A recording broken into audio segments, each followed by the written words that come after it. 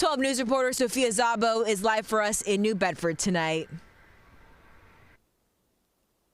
Hey, Sheena, this is what an inside of a snow globe feels like. I mean, the flakes have gotten smaller, but the wind gusts are still quite intense. They're still blowing it all around, and that's actually been the story all day. I want to show you some video from just a little bit earlier. You can see that the gusts have been so intense. It was blowing flags around. It was blowing the snowflakes around. And at one point, the conditions were so intense that the plows actually had to be grounded. Now, they have returned to the roads. We've seen several go by in the last couple of hours, and we actually just received word from the city that they have requested assets from the Massachusetts National Guard as well as the State Department of Transportation.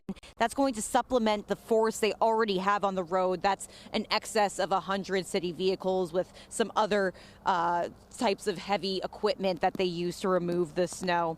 The city is also reporting 10% of Eversource customers without power. That was around 4 o'clock. They gave us those numbers. They said that right now they're surging crews into the city to help take care of that. Now, I also want to mention the travel ban. Governor Maura Healey announced that a little bit earlier today. Here's what she said.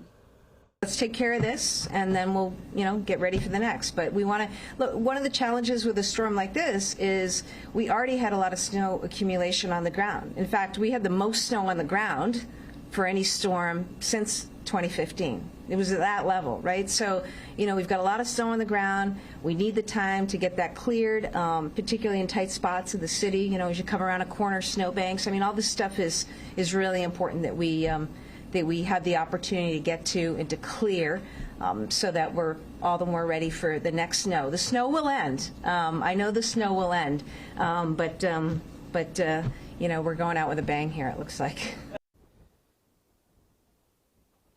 All right, coming out live to the New Bedford Harbor. You can finally see it.